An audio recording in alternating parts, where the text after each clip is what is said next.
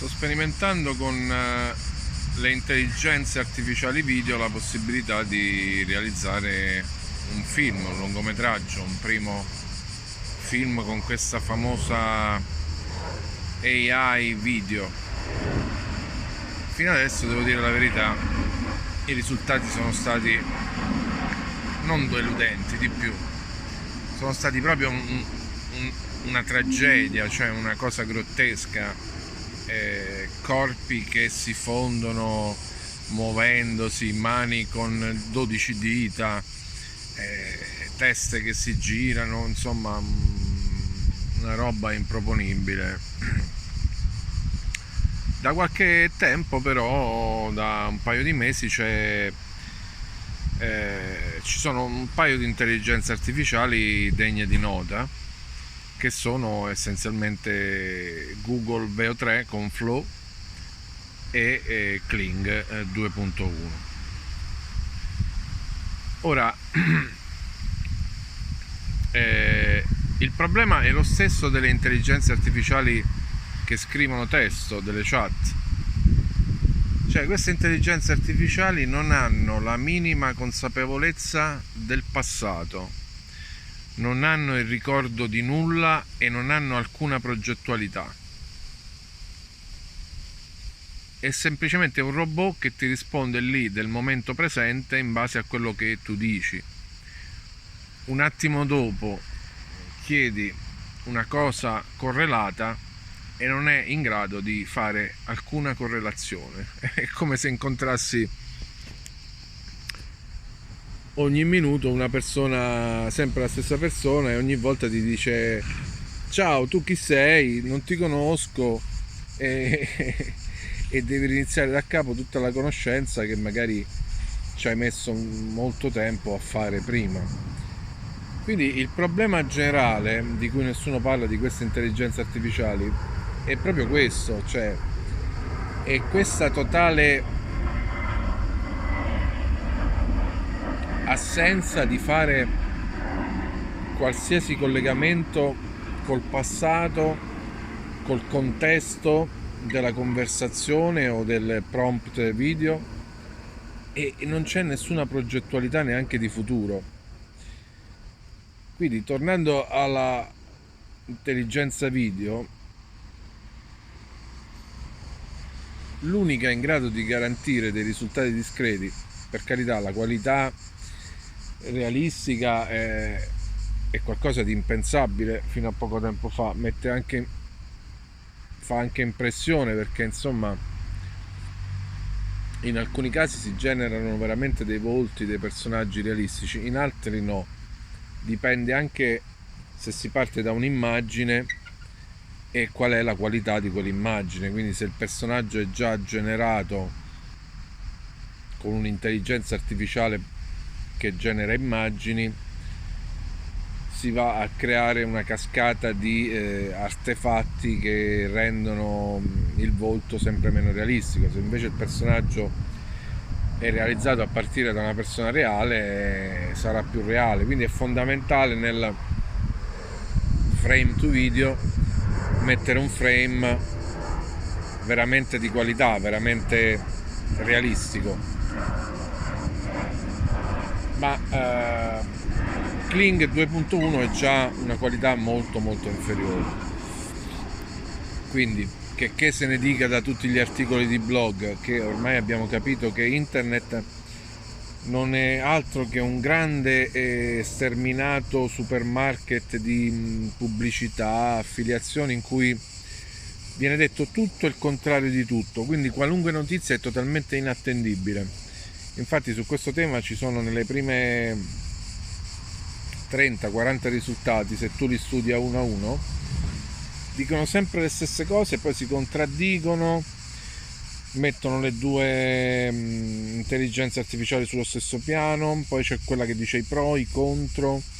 Evidentemente sono articoli stessi fatti ormai dall'intelligenza artificiale, quindi spazzatura. La realtà è che c'è un abisso tra Kling e Google Veo 3, cioè Kling non è proprio in grado di gestire la folla che magari si vede dietro il personaggio principale che passeggia per la strada, non fa altro che generare una serie di fantasmi che come degli ectoplasmi si fondono tra di loro, poi riemergono da questo maelstrom. Quindi c'è un abisso tra VO3 e Kling, ma anche tra VO2 e Kling. VO2 e 3 è in grado assolutamente di garantire una qualità molto importante, molto realistica, e questo in tutti gli articoli di blog del mondo non c'è mai scritto, non è mai citato. Ci sono sempre i pro e i contro. Alcuni addirittura dicono che Kling è meglio per lavori per continuità e per qualità cinematografica. Ma che cazzo vuol dire? Se non riesci a farmi le comparse sullo sfondo, se fai il morphing dei corpi, se i soffitti si muovono, che cazzo di qualità cinematografica è? Dice no, ma perché c'è la possibilità di creare un personaggio, un lore, ecco, adesso è stato coniato questo termine dalla propaganda di internet, che e tutti subito a parlare lore, che sono termini creati dalle big tech per creare più o meno forme pensiero, modi di pensare che poi influenzano l'evoluzione di questi strumenti. Quindi praticamente caricando dei video, delle immagini di un personaggio, Kling ti permette di avere questa continuità di questo personaggio con un chiocciola nome del personaggio che tu puoi inserire nella scena. Ma il problema non è quello, il problema è la continuità, la qualità cinematografica. Quindi se tu garantisci la continuità di un personaggio e non hai poi la capacità di garantire una qualità video, una qualità senza morphing, senza distorsioni, che sia realistica, ovviamente non ci fai niente con quel personaggio, perché un personaggio in primo piano con un mondo di fantasmi dietro, di mostri, non serve assolutamente a nulla. Quindi VO3 è sicuramente di una qualità molto molto superiore rispetto a tutte le altre intelligenze artificiali, imparagonabile, ma dal punto di vista di un regista, di qualcuno che vuole fare un film con l'intelligenza artificiale video. Ma il problema di questo VO3 è sempre lo stesso, è il problema di tutte le intelligenze artificiali, cioè non sanno cosa stanno facendo, non hanno consapevolezza del passato, non hanno nessuna progettualità di futuro, non c'è una struttura dentro cui mettere il tuo progetto,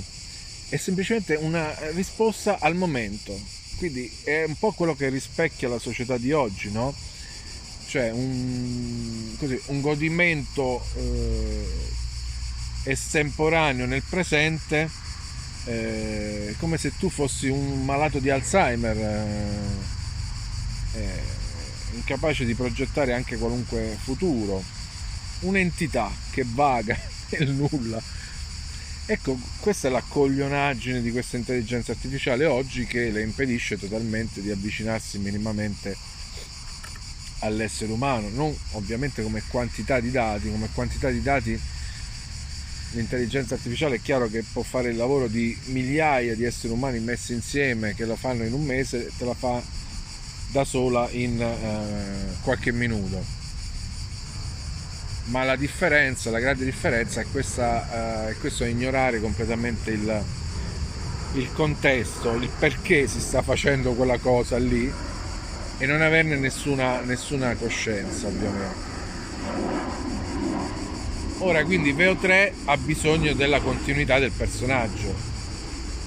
Cosa succede? Che se io carico un'immagine di un personaggio anche su Elements spendendo 270 euro al mese, che è una cifra insomma improponibile per quello che offre in questo momento questo tipo di intelligenza artificiale, non otterrò comunque risultati, perché il personaggio poi dovrò riproporlo da un altro punto di vista, da un'altra inquadratura. Come faccio a creare quello scenario con quella inquadratura? Ad esempio, se il personaggio deve entrare in campo da sinistra, come faccio a spiegarglielo? Se lo metto già dentro, potrei metterlo come frame finale, ma questi tentativi di solito non vanno a buon fine. Poi i personaggi parlano, ma io non ho detto al personaggio di parlare, e si vede il personaggio che blatera qualcosa in VO2 che produce delle clip mute, quindi senza audio, ma in VO2 cioè, se io produco una clip in VO3 dura 8 secondi, ma con 8 secondi non ci faccio nulla. Una scena di un film dura almeno un paio di minuti, se non addirittura 4, 5, 6 minuti. Quindi io devo avere una continuità di location, di ambiente, di architettura, di luci, di personaggio, di personaggi, di relazioni spaziali, che deve durare almeno quanto dura una scena. Ad esempio, se io tento di fare, come ho tentato di fare, una scena in cui il personaggio è inquadrato dentro l'appartamento, ma poi si affaccia alla finestra ed è inquadrato attraverso le sbarre della finestra da cui guarda fuori, è praticamente impossibile far capire all'intelligenza artificiale questa cosa qua. Cioè, questa semplicissima cosa, che nella realtà significherebbe portare fuori la telecamera dall'ambiente in cui sto girando la scena per inquadrare il personaggio attraverso il vetro, attraverso gli sbarre, se questa finestra è sbarre, attraverso le persiane da fuori, per l'intelligenza artificiale e anche per VO3 è praticamente pura fantascienza. Cioè non si riesce a capire, non riuscirà mai a capire questa cosa qua. Ho provato in tutti i modi, è praticamente impossibile. Ti metterà delle sbarre dietro, metterà il personaggio in carcere, non capirà una mazza di quello che tu dici di questa finestra con le sbarre. È un semplice primo piano che nella realtà fisica tu giri in pochi minuti, semplicemente uscendo e facendo l'inquadratura. Qui diventa una cosa complicatissima che sembra un progetto della NASA. Quindi insomma, al momento veramente questa intelligenza artificiale che punta tutto sulla qualità video non ha cioè, questi per signori non hanno capito che la qualità video può anche essere più bassa, ma è proprio il contesto, la narrativa, la narrazione, cioè ciò che ci rende intelligenti, ciò che ci rende dei narratori, dei filmmaker, a fare la differenza con la qualità che evidentemente loro vogliono spingere per inquinare i social di tutti questi video finti, falsi, che durano 8 secondi ma che nel loro realismo contribuiscono a creare una specie di enorme spazzatura mondiale di video così divertenti, virali, social di 8 secondi per perdere tempo. Ecco, una perdita di tempo mondiale fondata sulla qualità e sul realismo video. Ma se io non voglio perdere tempo con i social, pensando magari di fare l'influencer, di fare soldi con i social, tutte queste cazzate qui, no? Se io voglio fare un prodotto serio, di qualità, per raccontare una storia che mi interessa, ma questa intelligenza artificiale non ha proprio gli strumenti, è ancora a carissimo amico all'ABC, cioè non c'è la possibilità di dare una continuità al personaggio, una continuità che sia complessa, perché se io, sfruttando lo scene builder di Flow, se io da un'inquadratura all'altra voglio riprendere questo personaggio senza decidere il tipo di stacco, senza decidere la complessità di come si svolge il piano sequenza, l'inquadratura che continua, lo posso fare, ma posso fare sempre queste cazzate per i social, per YouTube, per non so che cosa, per appunto bamboleggiarmi, perdere tempo per fare dei video di non so che cosa. Ma se io voglio fare anche solo un cortometraggio serio, fatto bene, importante, con la mia visione, io ho bisogno di poter mettere il personaggio dove dico io, costruire l'inquadratura come dico io, fare lo stacco come dico io, cosa per il momento impensabile e che si riesce a fare in piccola parte con queste intelligenze artificiali che sono dedicate più all'immagine, tipo OpenArt, Leonardo. In particolare OpenArt ha capito che ci vuole una modellazione 3D, cioè il famoso 3D che esiste dagli anni 70-80, ma è quello il fondamento di tutto il mondo virtuale, la realtà virtuale, gli effetti speciali che sono sempre stati fatti col cinema. Quindi voglio dire, un'intelligenza artificiale video che non ha un sistema di modellazione 3D, cioè un sistema in cui mi è consentito di mettere il personaggio nelle dimensioni, nell'angolazione, nello spazio come voglio, e di mettere anche la telecamera nello spazio come voglio in un set virtuale, e mi consente anche di mettere più personaggi nel set virtuale, ma non ha proprio senso, perché io assisto a delle invenzioni di questa intelligenza artificiale in cui il personaggio è un po' abbandonato e gestito così casualmente da delle generazioni video che, prese singolarmente, possono essere molto convincenti, prese nell'arco di 2-3 inquadrature che riesce a incollare insieme, spendendo poi una quantità di tempo assurda per prove, controprove, prompt che fanno delle cose assurde, personaggi che hanno, non so, balbettano, hanno il delirio tremens, parlano da soli, non si capisce cosa dicono, cioè, parlano da soli in clip mute, quindi sono clip poi inutilizzabili. Insomma, manca qualsiasi coerenza che io ho con i software, per esempio, di modellazione 3D della realtà virtuale, con cui sono stati sempre fatti gli effetti speciali, i set virtuali dei film, delle trasmissioni televisive, quindi sono cose vecchie di decine di anni. Quindi niente, Veo è sicuramente l'intelligenza video più interessante al momento. Poi se tu generi una clip con audio, l'audio è quasi sempre mediocre, quindi non va bene per un film, per un cortometraggio o un documentario, qualsiasi tipo di film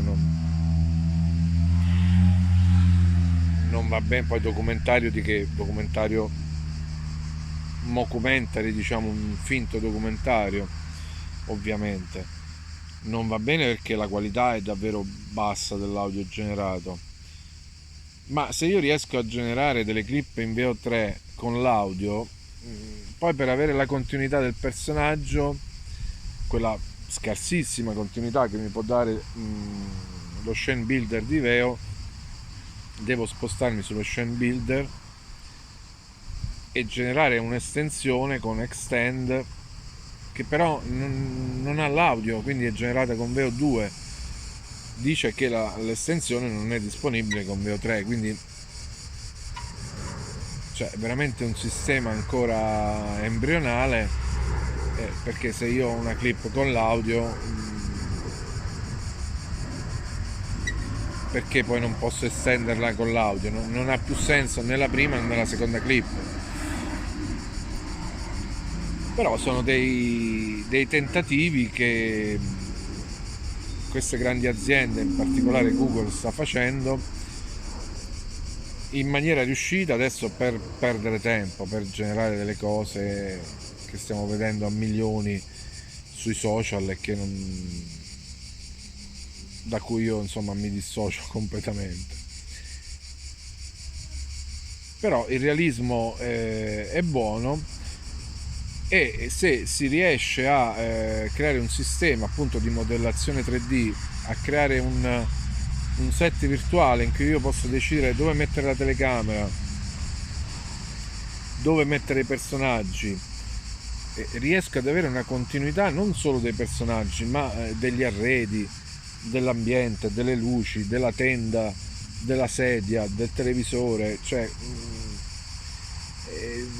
è veramente incredibile. Cioè, questa intelligenza artificiale al momento non ha memoria di nulla, quindi se io genero un ambiente con un certo tipo di televisore, con un certo tipo di tenda, e poi vado a stringere l'inquadratura con un'estensione sul primo piano del personaggio, nel momento in cui voglio tornare all'ambiente generale ho dei grossi problemi, dovrei riprendere i frame della prima inquadratura, ma come posizionarci poi dentro il personaggio? Cioè è veramente un delirio, ed è molto più facile, molto più facile girare un film dal vero, oltre che anche molto più divertente, molto più appagante dal punto di vista umano. Però non sottovaluto assolutamente questo strumento creativo, mi ci sono gettato subito a sperimentarlo perché